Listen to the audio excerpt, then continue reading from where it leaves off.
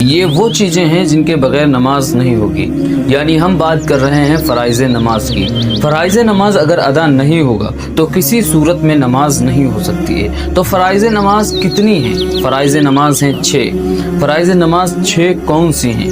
تو وہ ہے قیام، قرات، رکوع، سجود، قائد عقیدہ اور خروج بسنی.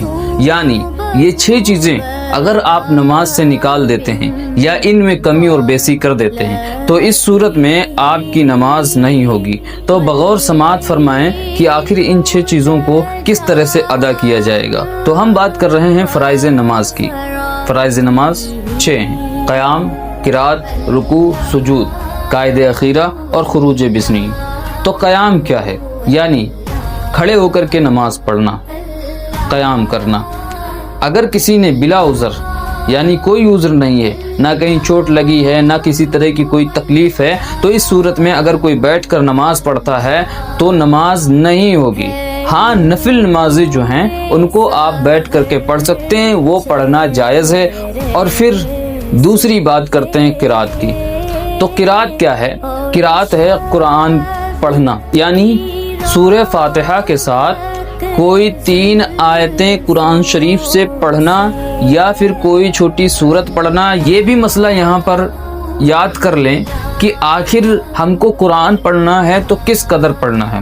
اگر کسی نے، آپ نے بہت سارے لوگوں کو نماز پڑھتے ہوئے دیکھا ہوگا تو وہ جب نماز پڑھتے ہیں تو ان کا نہ ہی منہ چل رہا ہوتا ہے، چپ چاپ ہاتھ باندھ کر کے کھڑے ہوتے ہیں، منہ بند ہوتا ہے اور ایسے ہی رکوع چلے جاتے ہیں، پھر کھڑے ہو جاتے ہیں، پھر سجدہ کر لیتے ہیں. اس طرح سے نماز نہیں ہوتی ہے. یعنی منہ بھی چلانا ہوگا اور اتنی آہستہ پڑھنا ہوگا. یعنی آہستہ پڑھنے کا جو ادنا درجہ ہے وہ یہ ہے کہ نماز پڑھے، یعنی نماز پڑھنے میں جو قرآن کی تلاوت کرے وہ خود سن سکے.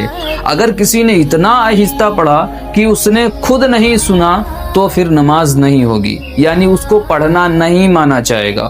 یعنی آدمی سوچتا ہے تو سوچنے کو پڑھنا نہیں کہہ سکتے ہیں. اور اگر کوئی منہ بند کر کے یا پھر یوں بس منہ چلا رہا ہے اور آواز بالکل بھی نہیں نکل رہی ہے، اس کو سمجھ میں بھی نہیں آ رہا ہے کہ جو میں نے الفاظ نکالے ہیں وہ صحیح ہم نے پڑھے ہیں یا غلط پڑھے ہیں، تو اس صورت میں ایسے کرنے پر نماز نہیں ہوگی. صحیح طریقہ یہی ہے کہ ایسا پڑھے کہ وہ خود سن سکے. ٹھیک ہے، اتنی تیز نہ پڑھے کہ کسی دوسرے یا پڑوس میں جو نماز پڑھ رہا ہے اس کو تکلیف ہو. اب بات کرتے ہیں ہم رکوع کی. تو رکوع کیا ہے؟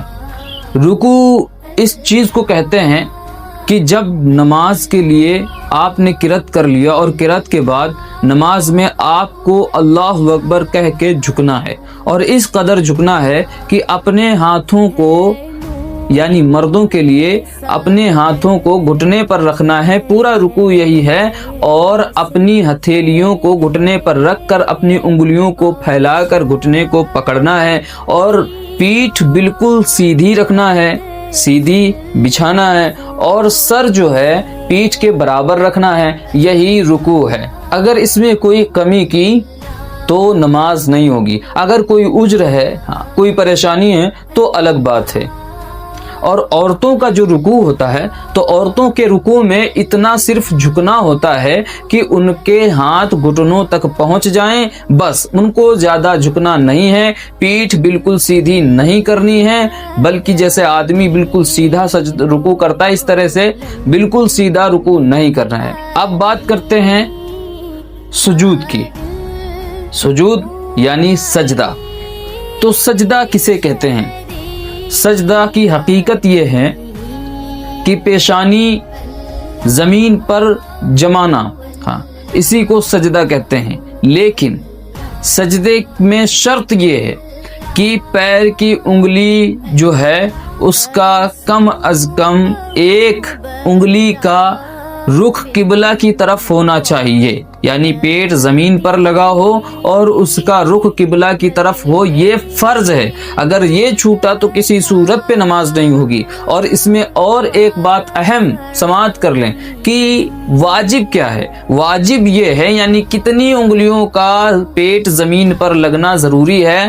تو ہر پیر کی، یعنی دونوں پیروں کی 3 انگلیاں زمین پر لگنا واجب ہے. 3 انگلیاں.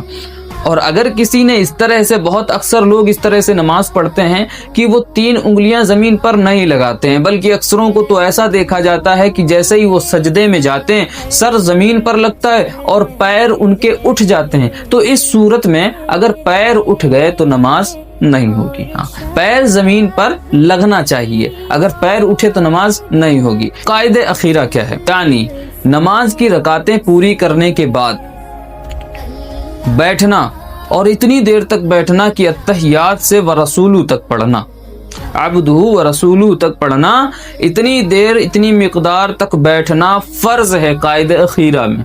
اگر کسی نے نہ بیٹھا تو نماز نہیں ہوگی، قاعدہ اخیرہ ہو گیا۔ اب خروج بسنی، یعنی سب سے آخری اور لاسٹ سوال اور جواب کہ خروج بسنی کیا ہے۔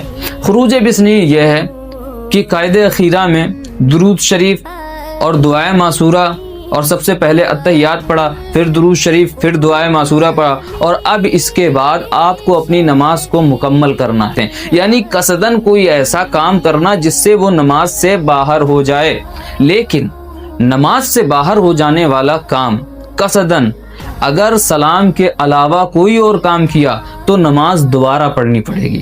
سلام سے ہی نماز کو مکمل کرنا ہے، اور سلام ہی وہ کام ہے جس کو قصدن نماز کو مکمل کرنے کے لیے کیا جاتا ہے، نماز سے باہر ہونے کے لیے۔ اور اسی طرح کی ویڈیوز دیکھنے کے لیے ہمارے چینل کو سبسکرائب کریں اور ویڈیو کو زیادہ سے زیادہ شیئر کریں تاکہ اور زیادہ لوگوں تک صحیح معلومات پہنچ سکے۔